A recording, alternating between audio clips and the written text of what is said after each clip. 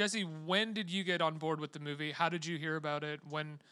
Yeah, maybe 2 years ago or something, or maybe a year and a half ago. Jeremy emailed me out of the blue saying, he's editing this thing. He was looking for some kind of like creative input from somebody who has, a different perspective, but is still in the arts and, in the same world. And I have never done anything like this. When I read his email, I thought, this is not anything I'm interested in doing, so let me watch 5 minutes of his thing and write something nice back and, say congratulations and good luck. That in and of itself is a really nice thing for a person to do. I'm really nice. And so... Truth be told, I did know Jesse a little bit before. Yeah. Right, we had met briefly. And then I watched like 5 minutes of the movie, which turned into 10 minutes, which turned into the whole thing, and I watched it a second time that day. I thought it was just incredible. I thought it was incredible the first time I watched it because I thought I related to Matt. We kind of look alike, we have the same world perspective, similar education.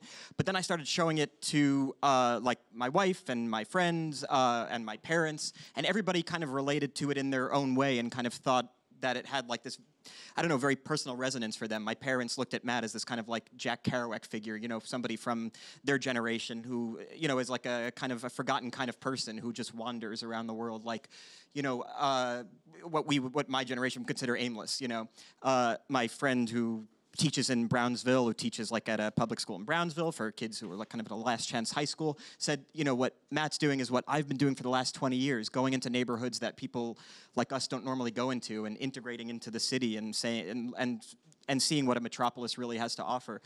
My wife thought of Matt as like a social justice warrior. He's pointing out, he's not that, but, he's pointing out, where like the first birth control clinic was, and he's interested in like the stories of people that have been forgotten.